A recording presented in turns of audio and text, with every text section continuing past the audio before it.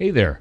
Welcome to Into the Fire. I'm Rob Reed, president of Bison Fire Protection, and I believe that together we can make the world a safer place. So every week we're going into the fire to pull out life lessons learned from frontline professionals and apply them to fire protection, business, and most importantly, everyday life. So let's kick this episode off with a story from Scott Feasey. He's the Vice President of Commercial Sales from Arthur Gallagher Insurance. He has a great story to share with us today about the importance of the power of a team and community. Let's go into the fire with Scott. One of the important things when it comes to ensuring a commercial risk is the fire suppression system that's in the building.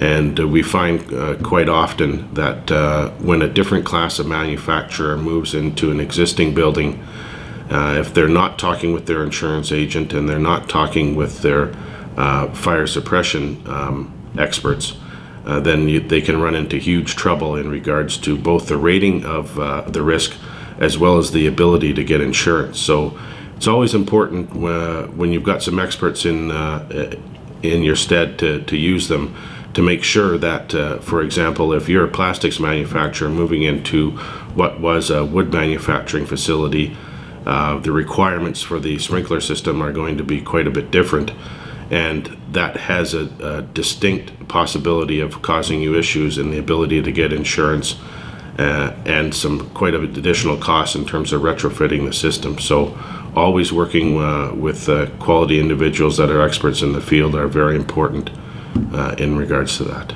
Thanks, Scott, for that great story. Now let's talk about our first takeaway. Think of it when you're moving into your new building and how exciting and what a great time that is. Your business is growing or you're just getting it kicked off, but you've got that new building. Now, is it ready for you? Because while it may be a new building to you, it may be a 20 or 30-year-old building, maybe even older. We have some pretty old buildings here in Winnipeg. But the occupancy that you need may be very different from what the previous people had. If you're storing tires, the reason and needs for protecting those is very different from furniture or non-combustible products, things like that. Now, keep in mind, when we've gone into buildings, we've seen all kinds of crazy things. And I'm going to tell you, the craziest, or at least one of the craziest, because there's lots of them, but one of the craziest is we walked in and found that the sprinkler system had actually been converted from a water system to an air system to supply air for the pneumatic sewing machines for a factory. Now you can imagine they had absolutely no fire protection. But keep in mind too, if your occupancy is changing and there's things going on, maybe you need different fire extinguishers in the building. Maybe the occupancy's changed in such a way for your business that what was existing with the fire alarm needs to be changed as well. Maybe you need a few more heats, maybe a few more smokes, maybe CO detection, that sort of thing. So when you're taking on a new building, don't get caught up in the excitement. Have your moments and enjoy it. Of course you should. But there will always be things that you need to change in that building. So talk to your insurance agents, talk to your building managers or property managers, maybe the building owner, but don't forget to talk to your fire protection professionals who will come in and look at this stuff with your best interests in mind. As we typically do, let's get into the business takeaway. And I'm going to ask you a silly question. Who doesn't know the value of a strong team? Now, it's easy to ask that. The hard question is, how do I build a strong team? Well, I'll give you a couple pointers, but I mean, these are just my pointers. Everyone's going to have their different way and their different takes on things. But the first one being, do what you say. I mean, walk the walk, talk the talk, but do what you say you're going to do.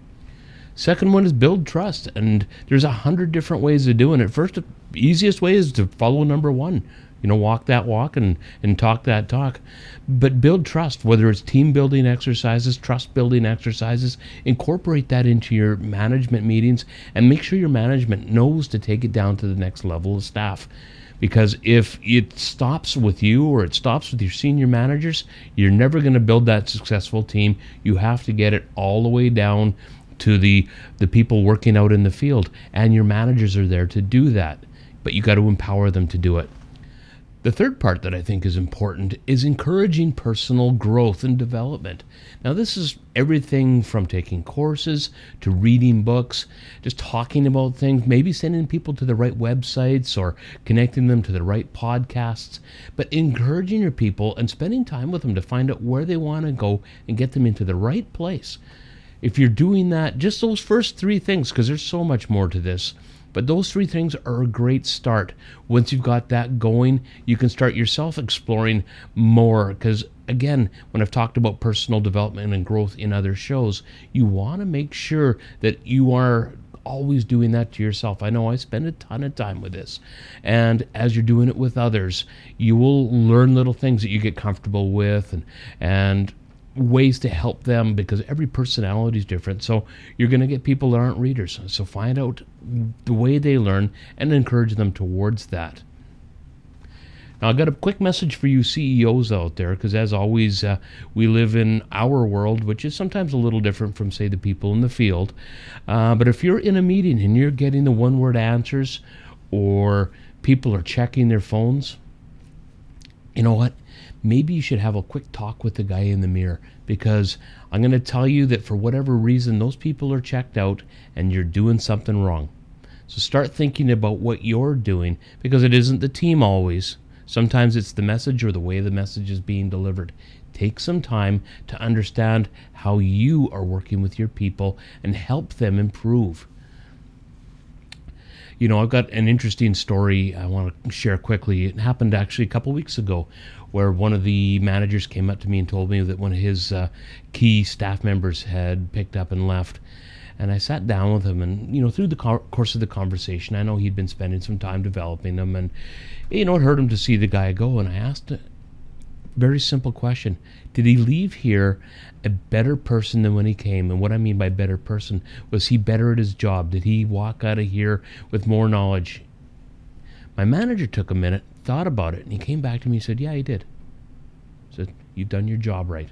You've empowered him, you've made him better, you've improved his life, and he's had an opportunity to take on another position elsewhere. Let's celebrate the fact that he left here a better person than when he arrived. That's success. And if we're doing that with our entire team all the way through, now you are building a team and you are building a strong community within your business. That's culture. We can talk about this all day, but I'm telling you, these sort of stories, when I hear that, I just smile, knowing that the message I'm taking to my managers is finding its way down to its people, and it's building a strong, strong company for us. Okay, and let's get into probably the most important takeaway we have, the everyday life takeaway, because it's important when you're out and about and you're dealing with your family and your community. They may not be business teams, but how you interact with them and how you spend time with them is absolutely similar to your days at work. Now, I talk about the 8-8-8 rule, and people around the office here have heard me say this 100 times.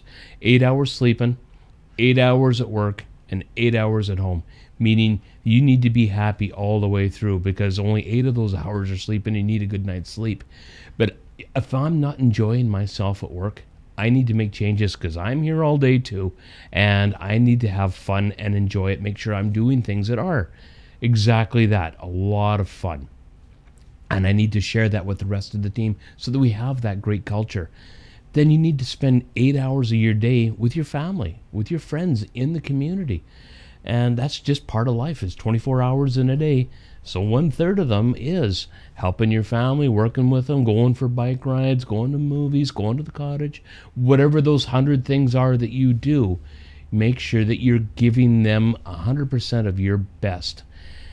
Now, we're going to have a guest coming up in a future episode, Christian Clavel, and he does a psychological first aid and talks about, in that course, he talks about a number of different things. But one thing I just really wanted to share, because this really is important, I think.